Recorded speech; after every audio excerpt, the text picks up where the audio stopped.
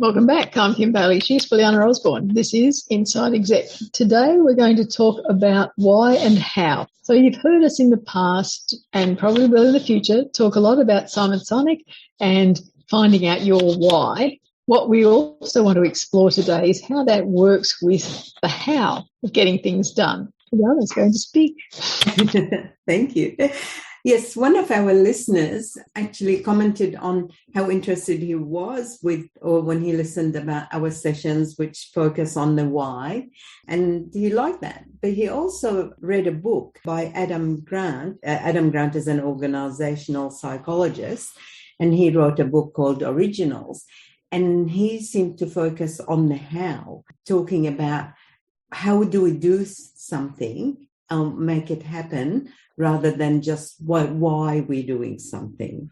So we got into this discussion, and the more we talked about it, I think it's important to have both. I think what we're looking at is, I want to know why we want to do something, why we're building something, why we're changing a strategy, why we're introducing a policy, all of those, whether it's in corporate or private life. I love great ideas, but ideas have to be implementable as well. And this is where the how comes in. It will give me confidence to know that we can do it. We're not just sort of pie in the sky, but we can look at the purpose first and the how, but in the same conversations, we have to cover both. Most definitely they go hand in hand. You can't have one without the other, as the song goes. If you focus on the how, first and foremost, then yes, you'll get all sorts of stuff done, but you won't know why, and you won't know, in terms of understanding the why, you won't know whether it's actually doing the thing that you've designed it to do or you want it to do. If you focus on the why first, then you live in this dream world of this is why I do things. This would be so wonderful, and everyone will be happy, world peace, and all of those things.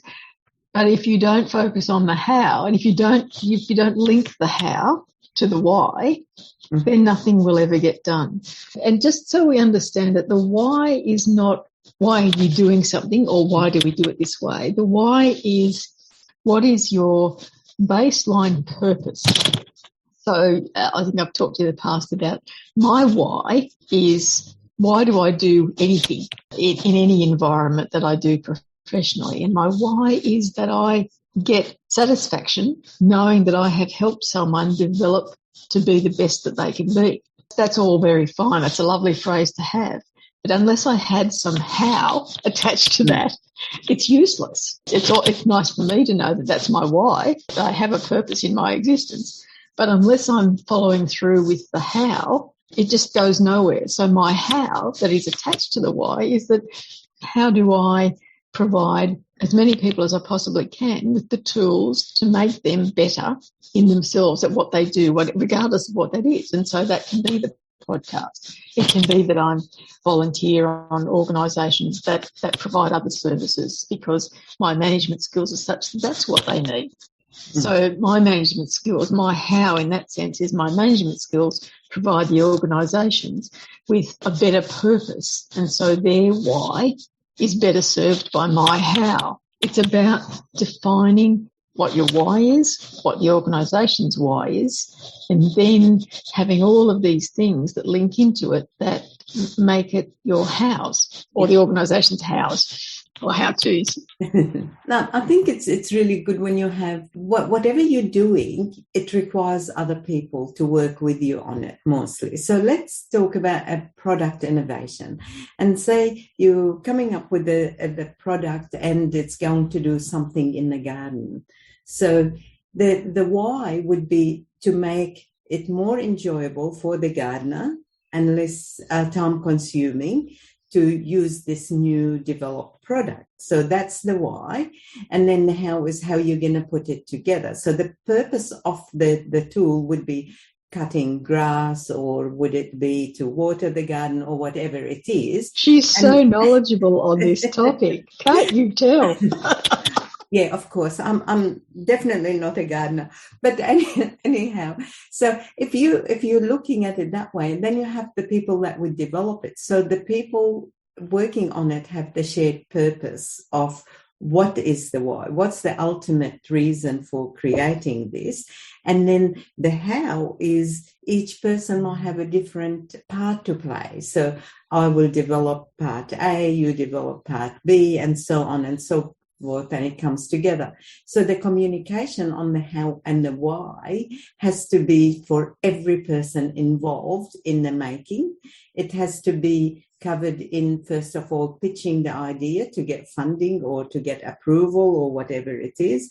It's got to be ultimately in showcasing your product to the shareholders, to the end users, customers, whatever it is. So in that sense, if you get those two answers right at the beginning, when you come up with the idea, that's going to go all the way through till production, sales, and feedback and satisfaction. So then we have the question of which comes first, why or how? Well, if you're doing it at the same time, I don't care, because I want to know is what is your idea and why it's good. So you could start with that. It depends also on the recipient of the information. For me, personally, my style is to know the why first and then the how. For other people, we'll say, look, before we waste time onto your ideology, can you tell me what does it involve? And so I'm happy as long as I hear both the how and the why, I'm okay. It definitely is by situation, but sometimes you hear it in your head because you look at a product, for example, or a service, and you'll say, how can I make that better? So that's already the how. Why would you want to might be a little bit grayer, because the how can I make it better is often a result of wanting to improve it for ourselves, for our use, and not so much for an end user. And the why that comes out of that how might be more focused on the end user, might be completely focused on you being able to do a process better. So if we look at a process rather than a product, how can I make this process better?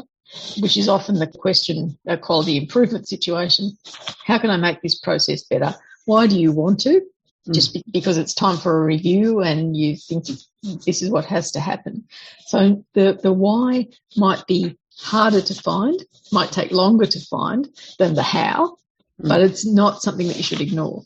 So I still want to reinforce that they both must go together. They both must be considered in the same thought process and the same development that happens. Not one after the other, not one before the other, but always keeping in mind the two things so that what comes out of that discussion and that development is the best it can possibly be, because it's not just about why and it's not just about how.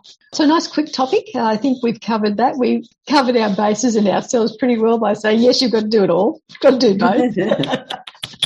We thank you for bringing that to our attention, and it's been a good little discussion to see how we think about why and how.